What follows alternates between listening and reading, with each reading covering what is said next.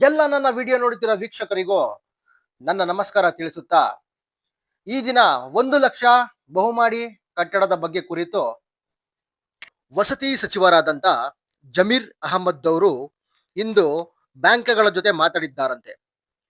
ಈ ಮೊದಲ ಹಂತದಲ್ಲಿ ತಲಾ 3,000 ಜನರಿಗೆ 5 ಲಕ್ಷ ಬ್ಯಾಂಕ್ ಸಾಲ ನೀಡುವಂತೆ ಮುಖ್ಯಸ್ಥರು ಸಮ್ಮತಿ ಸೂಚಿಸಿದ್ದಾರಂತೆ. ಈ ಮೊದಲ ಹಂತದಲ್ಲಿ ಸಾಲಕ್ಕಾಗಿ 3,000 ಜನ ಅರ್ಜಿ ಸಲ್ಲಿಸಿದ್ದು 316 ಜನರಿಗೆ ಸಾಲ ಮಂಜೂರಾತಿ ಮಾಡಲಾಗಿದೆ. ಹಾಗಿದ್ರೆ ಜಮೀರ್ ಅಹಮದ್ ಅವರು ಯಾವ್ಯಾವ ಬ್ಯಾಂಕ್ಗಳ ಜೊತೆ ಚರ್ಚೆ ಮಾಡಿದ್ದಾರೆ ಅಂತ ಬ್ಯಾಂಕ್ಗಳ ಹೆಸರು ಹೇಳ್ತೀನಿ, ನೋಟ್ ಮಾಡ್ಕೊಳ್ಳಿ.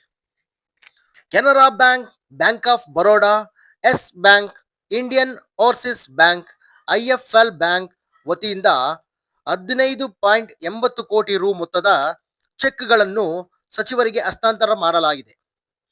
1 ಲಕ್ಷ ಯೋಜನೆ ಬೆಂಗಳೂರಿನ ಪ್ರಮುಖ ಸ್ಥಳಗಳಲ್ಲಿ ಬರಲಿದ್ದು ಉತ್ತಮ ಮಾರುಕಟ್ಟೆ ಇದೆ. ಹೀಗಾಗಿ ಬ್ಯಾಂಕ್ಗಳು ಫ್ಲಾಟ್ ಅಡಮಾನ ಇಟ್ಟುಕೊಂಡು ಸಾಲ ನೀಡಬಹುದು. ಹಂತವಾಗಿ 45,125 ಫಲಾನುಭವಿಗಳಿಗೆ ಸಾಲ ಮಂಜೂರಾಗದೆ ತಾವು ಯೋಜನೆಯನ್ನು ತ್ವರಿತವಾಗಿ ಪೂರ್ಣಗೊಳಿಸಿ ಹಂಚಿಕೆ ಮಾಡಲಿದ್ದೇವೆ ಎಂದು ಸಚಿವರು ತಿಳಿಸಿದ್ದಾರೆ. ನಿಗಮದ ಎಂಡಿ ಸುಶೀಲಮ್ಮ, ಇಲಾಖೆ ಕಾರ್ಯದರ್ಶಿ ನವೀನ್ ರಾಜ್ ಸಿಂಗ್ ಉಪಸ್ಥಿತರಿದ್ದರೆಂದು ಪತ್ರಿಕೆಗಳಲ್ಲಿ ಪ್ರಕಟವಾಗಿದೆ. ಓಕೆ ಸರ್, ಆದ್ರೆ ನೀವು ಕೆನರಾ ಬ್ಯಾಂಕ್ ಅಂತ ನ್ಯಾಷನಲೈಸ್ ಬ್ಯಾಂಕ್ ನ ಮೆನ್ಷನ್ ಮಾಡಿದಿರಲ್ಲ, ಅವು ಬ್ಯಾಂಕ್ಗಳ ಜೊತೆ ಮಾತಾಡಿದಿರಲ್ಲ. So okay, rate of interest ಏನ್ ಕೊಡ್ತಾ ಇದ್ದೀರಾ? ನಮಗ್ ಬೇಕಾಗಿರೋದಷ್ಟು ರೇಟ್ ಆಫ್ ಇಂಟ್ರೆಸ್ಟ್ ಬಡವರಿಗೆ ಏನ್ ಕೊಡ್ತಾ ಇದ್ದೀರಾ ನೀವು? ಇದ್ರ ಬಗ್ಗೆ ಚರ್ಚೆ ಮಾಡಿ ಸರ್.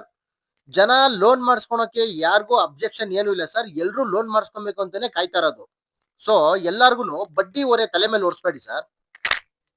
ಇನ್ನೂ ಒಂದು ವಿಷಯ ಏನಂದ್ರೆ, ಬೆಂಗಳೂರಿನ ಪ್ರಮುಖ ಸ್ಥಳಗಳಲ್ಲಿ ಫ್ಲಾಟ್ಗಳಿವೆ. ಇದನ್ನು ಅಡಮಾನ ಇಟ್ಟುಕೊಂಡು ಫ್ಲಾಟ್ ಸಾಲ ನೀಡಬಹುದು ಅಂತ ಮೆನ್ಷನ್ ಮಾಡಿದ್ರಲ್ಲ ಸರ್. ಆಗಿದ್ರೆ ಸಿವಿಲ್ ಸ್ಕೋರ್ ಯಾಕೆ ಬೇಕು? ಅವ್ನು ಕಟ್ಟಿಲ್ಲ ಅಂದ್ರೆ ನೀವು ಮುಟ್ಗೋಲ್ ಹಾಕೊಳ್ಳಿ ಅಲ್ವಾ? 2-3 ಕಡೆ ಲೋನ್ ಮೇಳಗಳಾಗಿದೆ, ಅಗ್ರಹಾರದಲ್ಲಾಗಿದೆ, ಪಿಲ್ಲಳ್ಳಿಲಾಗಿದೆ. ಎಲ್ಲಾದ್ರೂ ಕೆನರಾ ಬ್ಯಾಂಕ್ ಬಂದಿತ್ತ ಸರ್? ಎಲ್ಲಾ ಕಡೆನೂ ಪ್ರೈವೇಟ್ ಫೈನಾನ್ಸ್ ನ ಕರೆಸ್ತಾ ಇದ್ದೀರಾ ನೀವು. ಜನರಿಗೆ ತಲೆ ಕೆಟ್ಟು ಹೋಗಿರೋದು ಇಂಟ್ರೆಸ್ಟ್ ರೇಟು, ಮತ್ತೆ ನಮಗೆ ಫೈನಾನ್ಸ್ ಕೊಡ್ತಾ ಇಲ್ಲ, ಫೈನಾನ್ಸ್ ಕೊಟ್ರು ನಮ್ಮ ಹತ್ರ ಡಾಕ್ಯುಮೆಂಟ್ ಕೇಳ್ತಾ ಇದ್ದಾರೆ ಅಂತ ಜನರ ನೋವು ಸರ್ ಇದು. ಮತ್ತೆ 3,000 ಜನರಿಗೆ ತಲಾ 5 ಲಕ್ಷ ರು ಸಾಲ ನೀಡುವಂತೆ ಬ್ಯಾಂಕ್ ಮುಖ್ಯಸ್ಥರು ಸೂಚಿಸಿದ್ದಾರೆ. 5 ಲಕ್ಷ ಅವ್ರ ಕೈಯಲ್ಲಿ 5 ಲಕ್ಷ ಮಾತ್ರ ಕೊಟ್ರೆ ಸರ್, ನೀವು ಉಳಿಕೆ ಅಮೌಂಟ್ ನ ಅವ್ರು ಕಟ್ಟೋದಾಗಿದ್ರೆ ಹೊರಗಡೆ ಸೈಟಿಗೆ ಬಂಡವಾಳ ಹಾಕಿ ಇನ್ಸ್ಟಾಲ್ಮೆಂಟ್ ಎಲ್ಲ ಸೈಟ್ ತಗೊಂಡ್ಬಿಡ್ತಿದ್ರಲ್ಲ ಸರ್ ಅವರು. ಸರ್, ಈ ಪ್ರಾಜೆಕ್ಟ್ ಇರೋದು ನಿರಾಶ್ರಿತರಿಗೆ ಮನೆ ಆಶ್ರಯ ಯೋಜನೆ ಅಂತ.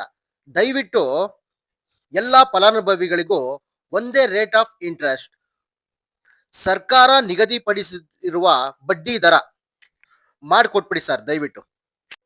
4 ಲಕ್ಷ ಇದ್ದಂತ ಈ ಫ್ಲಾಟ್ ಬೆಲೆ 8 ಲಕ್ಷ ಆಗಿದೆ ಸರ್ ಈಗ. ಈ ಫೈನಾನ್ಸು ಬಡ್ಡಿ ಅಂತ ಹೋದ್ರೆ 12 ಲಕ್ಷ ಆಗುತ್ತೆ ಸರ್ ಈ ಫ್ಲಾಟ್ ಬೆಲೆ. ಹಾಗಿದ್ರೆ 1 ಲಕ್ಷ ಕಮ್ಮಿ ಮಾಡಿ 3 ಲಕ್ಷ ಜಾಸ್ತಿ ಮಾಡೋದು ಯಾವ ನ್ಯಾಯ ಸರ್?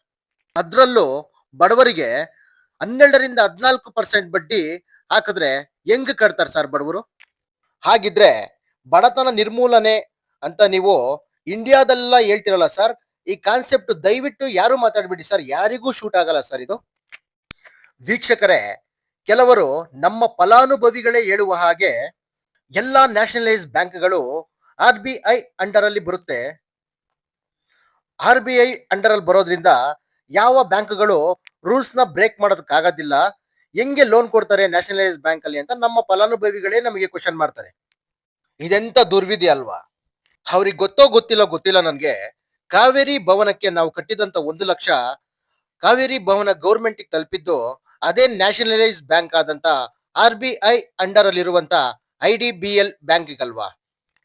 ಹಾಗಿದ್ರೆ ಈ RBI ಅಂಡರ್ ಅಲ್ಲೇ ಬರೋ IDBL ಬ್ಯಾಂಕ್ ನಮ್ಮಿಂದ ಹಣ ಪಡಿಬೇಕಾದ್ರೆ ಮಾತ್ರ RBI ರೂಲ್ಸ್ ಅವಾಗ ನಿಮ್ಗೆ ಅಡ್ಡ ಬರ್ಲಿಲ್ವಾ ಸರ್? ನೋಡಿ ವೀಕ್ಷಕರೇ, ನಾನು ನೋಡಿದ ಮಟ್ಟಿಗೆ ನಮ್ಮ ಫಲಾನುಭವಿಗಳ ನೋವು, ನಾವು ಹಣ ಕಟ್ಟುವಾಗ ಈ ವಿಷಯ ನನಗೆ ಗೊತ್ತಿರಲಿಲ್ಲ. ಆದರೆ ಹಣ ಕಟ್ಟಿ 4-5 ವರ್ಷ ಆದರೂ ನನಗೆ ಮನೆ ಕೂಡ ಬಂದಿಲ್ಲ. ಇವಾಗ ಪ್ರೈವೇಟ್ ಫೈನಾನ್ಸ್ಗಳು 14% ಬಡ್ಡಿ ನೀಡುವುದಾಗಿ ಬರುತ್ತಿದ್ದಾರೆ. ಬಡ್ಡಿ ದರ ಜಾಸ್ತಿ ಆಯಿತೆಂದು ನಾವು ನ್ಯಾಷನಲೈಸ್ ಬ್ಯಾಂಕ್ಗಳ ಮೊರೆ ಹೋದರೆ ಆ ಬ್ಯಾಂಕ್ಗಳಲ್ಲಿ ನಿಮ್ಮ ಐಟಿ ರಿಟರ್ನ್ಸ್, ನೀವು ಸಾಲ ಹೇಗೆ ಕಟ್ಟುತ್ತೀರಿ, ನಿಮ್ಮ ಪೇಮೆಂಟ್ ಸ್ಲಿಪ್ ಗಳನ್ನು ಕೇಳುತ್ತಿದ್ದಾರೆ. ಆದರೆ ಬೀದಿ ಬದಿ ವ್ಯಾಪಾರಿಗಳು, ತರಕಾರಿ ಮಾರುವವರು, ಕ್ಯಾಬ್ ಡ್ರೈವರ್ಗಳು, ಆಟೋ ಡ್ರೈವರ್ಗಳು, ಅವರ ಬಳಿ ಐಟಿ ರಿಟರ್ನ್ಸ್ ಹೇಗೆ ಬರುತ್ತದೆ? ಮನೆ ಕೆಲಸ ಮಾಡುವವರ ಬಳಿ ಐಟಿ ರಿಟರ್ನ್ಸ್ ಆಗಲಿ, ಸ್ಯಾಲರಿ ಸ್ಲಿಪ್ ಆಗಲಿ ಹೇಗೆ ಬರುತ್ತದೆ? ಆಟೋ ಡ್ರೈವರ್ಗಳು, ಕ್ಯಾಬ್ ಡ್ರೈವರ್ಗಳ ಬಳಿ ಹೇಗೆ ಬರುತ್ತದೆ ಸ್ಯಾಲರಿ ಸ್ಲಿಪ್? ದಯವಿಟ್ಟು ಫಲಾನುಭವಿಗಳೇ, ಸರ್ಕಾರದ ವಿರುದ್ಧ ಧ್ವನಿ ಎತ್ತಿ ಮನವಿ ಮಾಡಿಕೊಳ್ಳಬೇಕು. ತುಂಬಾ ಸಾರಿ ನಾವು ಮನವಿ ಮಾಡಿಕೊಂಡರೂ ತಲೆದೂಗದ ಸರ್ಕಾರ, ಈಗ ನೀವು ಲೋನ್ ಮಾಡಿಸದಿದ್ದರೆ ನಿಮ್ಮ ಮನೆಯನ್ನು ನಾವು ರದ್ದು ಮಾಡುತ್ತೇವೆ, ನಿಮ್ಮ ಫ್ಲಾಟ್ಗಳನ್ನು ನಾವು ರದ್ದು ಮಾಡುತ್ತಿದ್ದೇವೆ, ನಿಮ್ಮ ಫ್ಲಾಟ್ಗಳನ್ನು ನಾವು ಬೇರೆಯವರಿಗೆ ಮಾರಾಟ ಮಾಡುತ್ತೇವೆ ಎಂದು ಅಧಿಕಾರಿಗಳು ಸ್ಥಳದಲ್ಲಿಯೇ ಹೇಳುತ್ತಾರೆ. ಹಾಗಿದ್ದರೆ ಬಡವನ ಕೋಪ ದವಡೆಗೆ ಮೂಲ ಅಂತ ನಮ್ಮ ಫಲಾನುಭವಿಗಳು ಸಹಿಸಿಕೊಳ್ಳುತ್ತಿದ್ದಾರೆ. ನನ್ನ ಈ ವಿಡಿಯೋ ವೀಕ್ಷಿಸಿದ ನನ್ನ ವೀಕ್ಷಕರು ನಿಮ್ಮ ಅಭಿಪ್ರಾಯವನ್ನು ನನ್ನ ಕಮೆಂಟ್ ಬಾಕ್ಸ್ ಅಲ್ಲಿ ಕಮೆಂಟ್ ಮಾಡುವ ಮೂಲಕ ತಿಳಿಸಿ. ನನ್ನ ಈ ಪ್ರಯತ್ನ ನಿಮಗೆ ಇಷ್ಟ ಆಗಿದ್ದರೆ ದಯವಿಟ್ಟು ನನ್ನ ಚಾನಲ್ ಅನ್ನು ಸಬ್ಸ್ಕ್ರೈಬ್ ಮಾಡಿ ಹಾಗೂ ಬೆಲ್ ಐಕಾನ್ ಪ್ರೆಸ್ ಮಾಡಿ.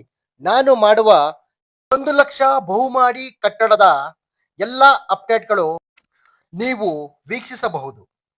ಹಾಗಿದ್ರೆ ನಮ್ಮ ಚಾನಲ್ ನೇಮ್ ನಿಮ್ಮ ಯಶಸ್ ಗೌಡ. ನೀವು ಎಷ್ಟು ಸಪೋರ್ಟ್ ಮಾಡ್ತಿರೋ ನಾವು ಅಷ್ಟು ನಿಮ್ಮ ಮುಂದೆ ಹೊಸ ಹೊಸ ವಿಷಯಗಳನ್ನು ತರಲು ಪ್ರಯತ್ನ ಮಾಡುತ್ತೇವೆ. ಈ ವಿಡಿಯೋ ವೀಕ್ಷಿಸಿದ ಎಲ್ಲ ನನ್ನ ವೀಕ್ಷಕರಿಗೂ ಧನ್ಯವಾದ ತಿಳಿಸುತ್ತಾ ಈ ವಿಡಿಯೋವನ್ನು ಇಲ್ಲಿಗೆ ಮುಕ್ತಾಯ ಮಾಡುತ್ತಿದ್ದೆ. ಧನ್ಯವಾದಗಳು.